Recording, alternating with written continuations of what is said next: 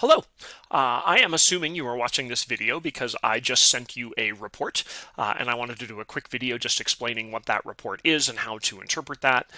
So this is called the Yearly District Stats Report, and this is something that I do each year. Is in the month of September, I call literally almost every school in Montana, except for the very largest or the very smallest schools, and I ask them a few questions about their school. The reason you're receiving this report is because you answered some of those questions. I called your school and you answered a couple of those questions. And so I want to start by just saying thank you very much for that. That data is a valuable piece of information for my paying customers, and I wanted to send you this report for free, just as kind of a thank you for sharing that data with me. So that's what this is. First thing to know about this report is that I split all the data out by school size and type. So since I don't really feel that it's fair to compare like the superintendent's salary of a large high school to the superintendent's salary of a small elementary school. All of this data is is grouped by school size and type. So this school in particular, I've got the name blacked out, but this school is a medium-sized elementary school. And so a school can be small, medium, or large, and then it can be an elementary school, a high school, or a K through 12 school. And so when you're looking at these comparisons, just know that you're comparing to similar size and type. The questions that I asked right here, we're going to go through these one at a time. The first question that I asked is, how much do you charge students for lunch?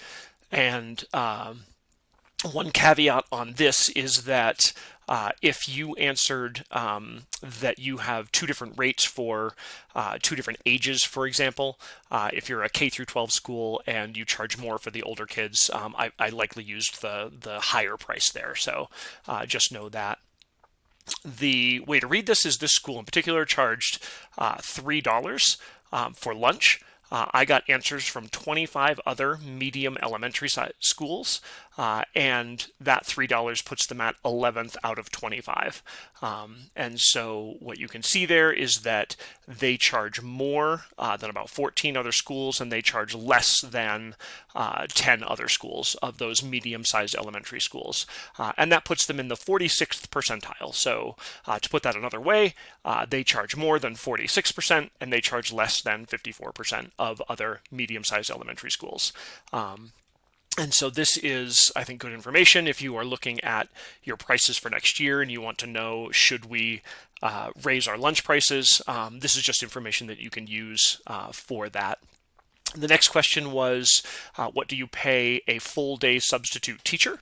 A couple of things on this one is that I did say that if you have a different rate for a certified teacher than a non-certified teacher, then I would take that. So again, this is probably the higher rate if you charge if you paid two different rates for substitute teachers. So again, just kind of looking at this, 36 medium-sized elementary schools answered this question, and this school pays $110, which puts them 20th out of 36.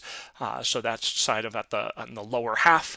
And that puts them in the 37th percentile. So again, they pay more than 37% of schools, and they pay less than about 63% of schools. So again, just good information if you're deciding to raise your sub rate. This tells you, gives you at least a starting point to whether or not you should do that. Superintendent salary. The question I asked here was, what do you pay your superintendent? Just the salary portion, not including any benefits or housing or anything like that. So this is just the salary portion. And then you get to see that same information here. So there were 35 medium-sized elementary schools that answered this question, and they paid their superintendent $80,340, which puts them 31st out of 35. So that's the 12th percentile right there. And so again, just good information to have when you're negotiating superintendent salaries. This last one is actually really interesting. And so this year, something happened that really did affect the data a lot. So teacher base pay, the question I ask is, what would you pay a first-year teacher with no experience? And this school said $41,615. 34 medium-sized elementary schools answered this question, and that puts them 10th out of 34. Now, what's interesting about this is that the STARS Act this year really instituted a minimum teacher salary, and so this school is paying $41,615, but a lot of schools are paying $41,615. And the reason I'm bringing that up is that 10th out of 34 looks like they should be in about the top third of all of the schools. So 34 medium-sized elementary schools, they are higher than. Let me say that they're at least as high as 24 of them. And so again, that looks like they should be in about the 66th percentile. The issue with the data this year is that since all of the schools are at 41,615, this means that they are tied for 10th with 24 other schools for teacher-based pay, and so that really is putting them kind of in the lower percentile of all of these medium-sized elementary schools, because all of the schools are paying $41,615. So this really does kind of still put them at the bottom, even though they're 10th out of 34. So that's a really confusing one. But that happened because of the STARS Act there.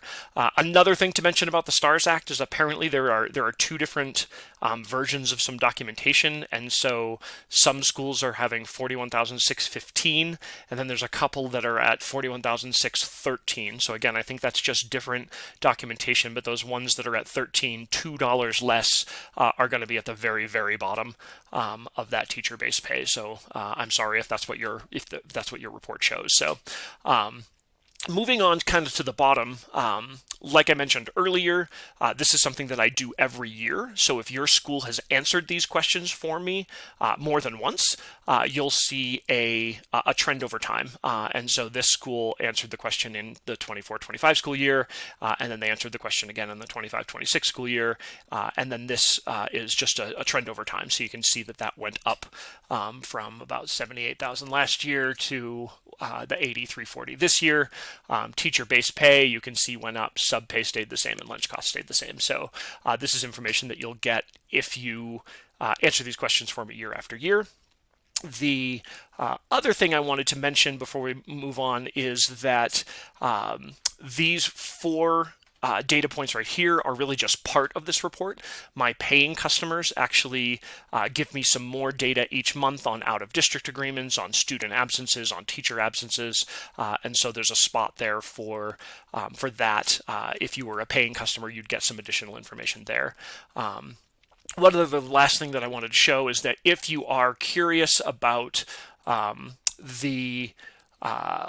who these 25 other schools are, who these 36 other schools are, that is a report that I have, and I wanted to just show you that if that's something that you'd like, I'd be happy to send this to you. This is just an informational report that shows what those 25 other schools are. So here's that list of 25 schools, so you can see which schools I'm comparing to.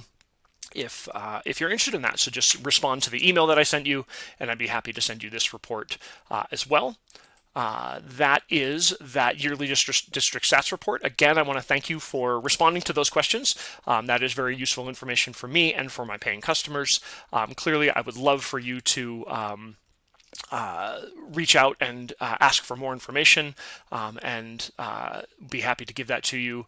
You can email me directly at milliganschooldata@gmail.com.